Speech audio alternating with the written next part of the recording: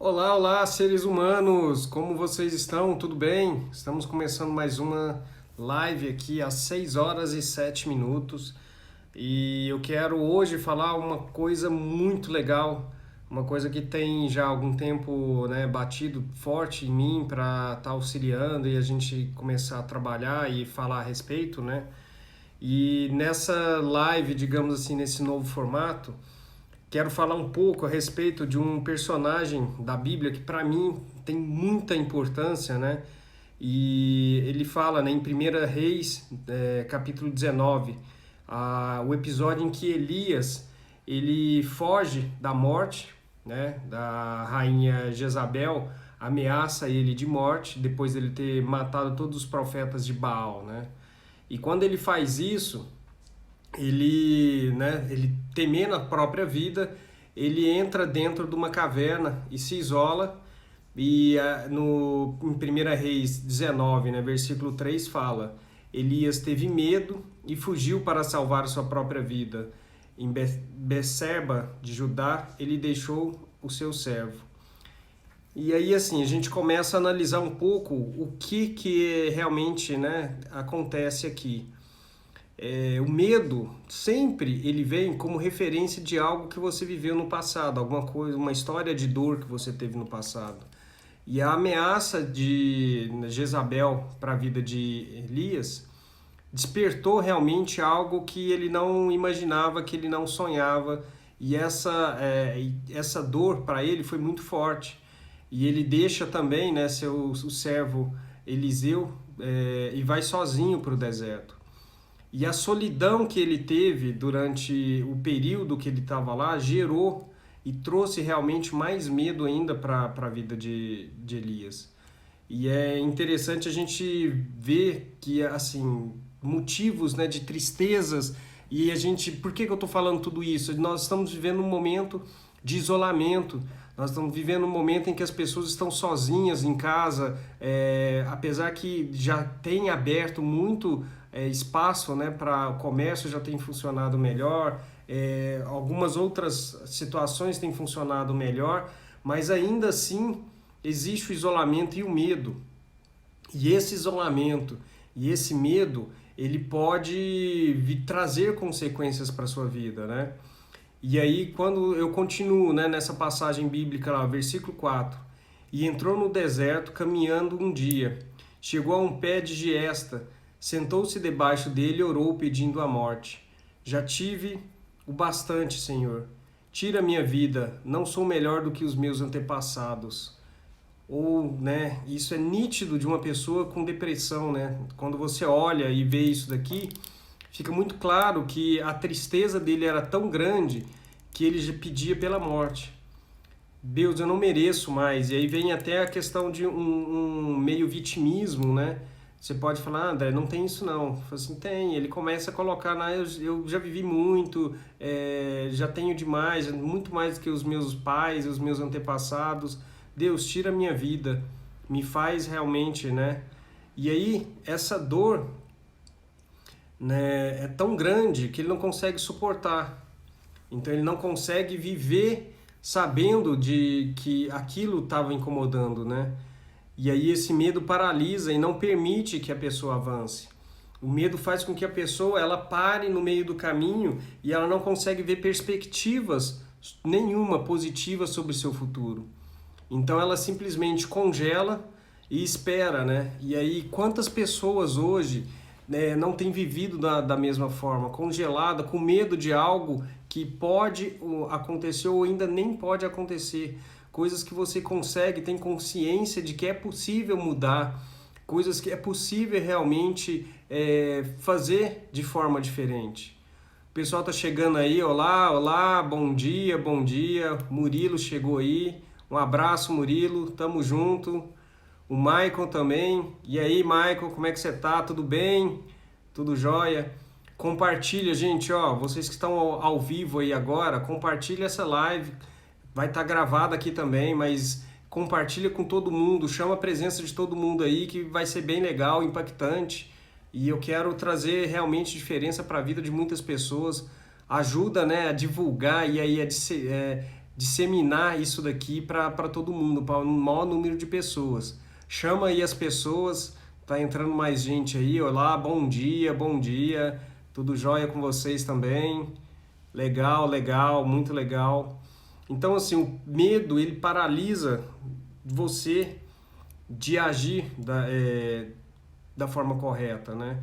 Quanto mais medo, eu sempre tive muito medo de altura, e em muitos momentos da minha vida, eu em hotéis não conseguia chegar nem próximo à sacada.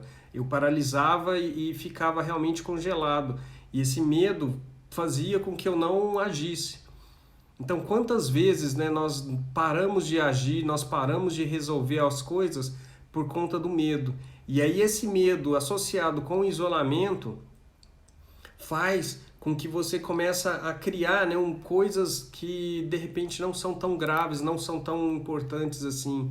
E aí, como é que isso me atinge, né? E como eu saio dessa posição? Primeiro, e se você continuar a ler essa passagem bíblica, né, você vai ver que Elias dorme e um anjo de Deus chega para ele, alimenta e dá um pão, dá, né, assim, a comida para ele, e ele volta a dormir, e depois mais uma vez ele chama a atenção de Elias e fala: você tem coisas para fazer.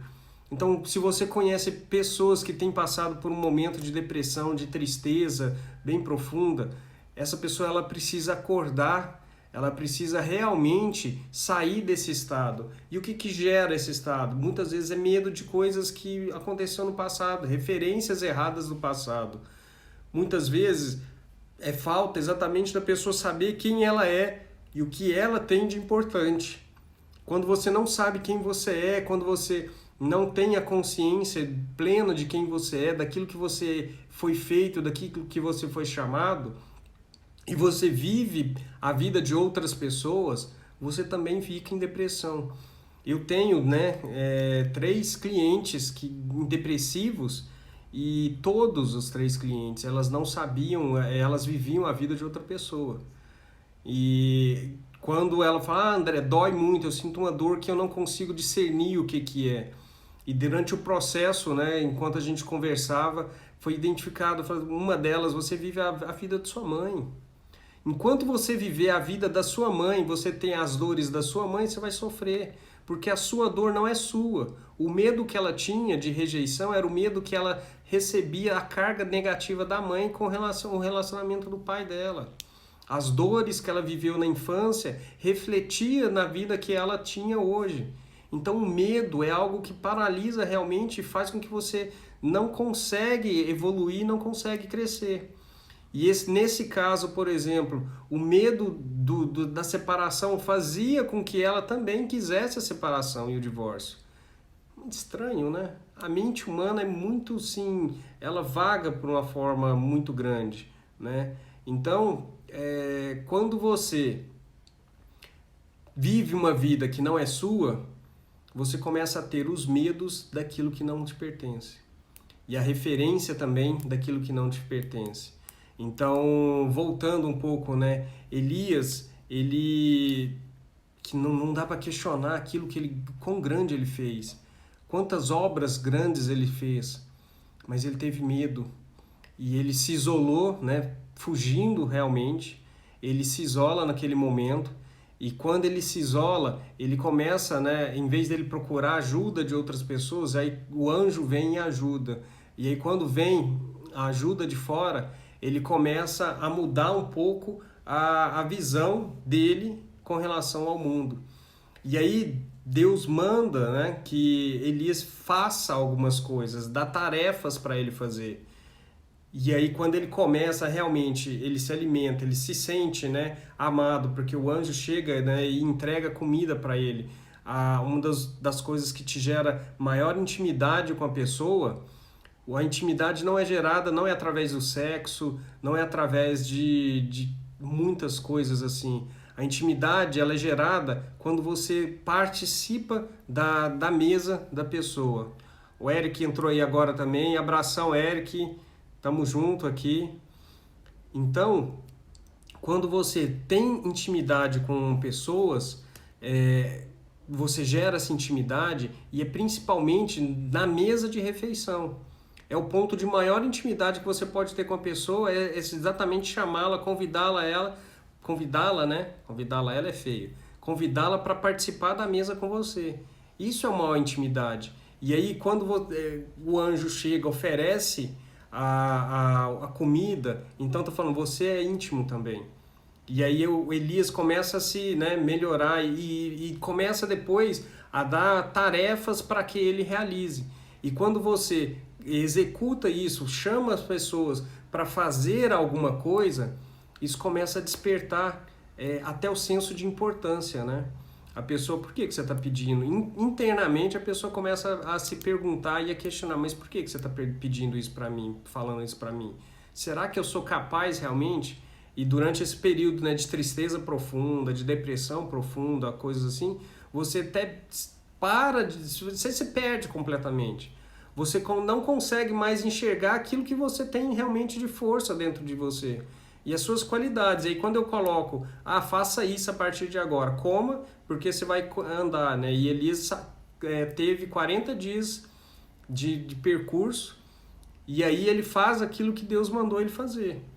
Então assim, levanta, né? Come, levanta e faça alguma coisa, né? Saia da cova, né? Saia de onde você está morto aí, deixa de ser um morto-vivo e começa a agir. André, minha depressão é profunda, eu não consigo fazer nada. Comece com pequenas coisas, comece a se movimentar com pequenas coisas. Tem dificuldade a tristeza é tão grande, começa a mexer na gaveta de meias, né?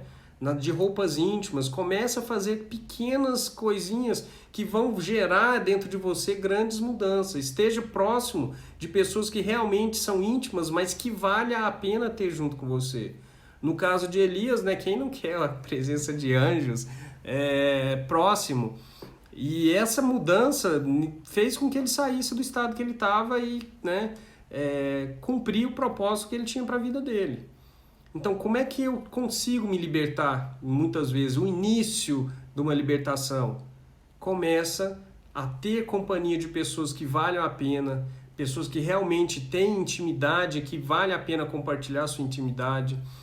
Começa a fazer pequenos afazeres, né? Arruma a cama, arruma a gaveta, comemore cada conquista. Ontem eu estava mais deprimido do que hoje. Hoje eu consegui arrumar minha gaveta de meias. Hoje eu consegui arrumar minha cama. Comemore, que legal, eu consegui fazer algo diferente.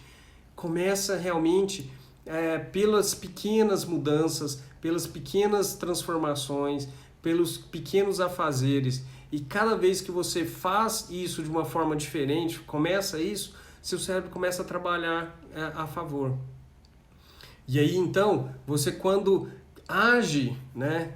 Aí Edson, bom dia, tudo bem com você também? Então quando você começa a agir e começa a fazer coisas, você está dando para o seu cérebro comandos, né? Para que comece realmente a agir e comece a mudar a química do seu corpo. André, a minha depressão é porque o meu organismo ele não produz o hormônio XYZ, já está detectado e então o meu problema é isso. Ok, eu concordo, pode ser também, mas seu corpo nunca produziu, provavelmente, às vezes porque você nunca comemorou, nunca celebrou, nunca festejou de uma forma plena. E aí a falta daquilo, a falta de você fazer isso, né? Quando você não faz isso com frequência, seu cérebro acostuma com tudo. Seu corpo acostuma com tudo. Você acordar cedo todos os dias e fazer isso todos os dias, você começa a acostumar. Na escola, quando acordava 5 horas da manhã para ir para estudar, que eu morava longe da escola que eu estudava, acostumei com isso. E depois nas férias a gente acordava mais tarde, eu falo a gente porque era eu e meu irmão mais velho, estava sempre junto, também a gente acostumava a acordar tarde, sempre aquela luta, férias acordava tarde, né? Então assim, o seu cérebro acostuma com tudo. Até trabalhos ruins. Eu trabalhei muitos anos num emprego que era muito legal, mas em alguns momentos era extremamente desafiante. E você acostuma com os desafios do dia a dia. Então, seu cérebro acostuma com as coisas boas, com as alegrias, né? Então, comemore cada coisa, como se fosse para quem gosta de futebol, né? Como se fosse o último jogo do campeonato. E aí você comemora com intensidade, com amor. Isso faz com que seu cérebro comece a produzir hormônios positivos e você começa a sair exatamente daquilo que está te prendendo. Então, a história de hoje, Elias, ele estava num processo de tristeza muito grande a ponto de pedir a morte para Deus. E aí Deus, em vez de, você ainda tem um propósito para você cumprir na terra, eu não vou tirar sua vida ainda. E aí o anjo chega, alimenta, né, traz o alimento. Então, assim, a própria, como diz, a intimidade dele com o anjo, porque ninguém alimenta com qualquer pessoa. Você não chama um mendigo para entrar dentro da sua casa e comer com você. Então o anjo alimenta, né, com Elias e convida ele para fazer uma ação. E durante 40 dias ele caminha no deserto e depois ele ainda cumpre as tarefas que foi designada para ele.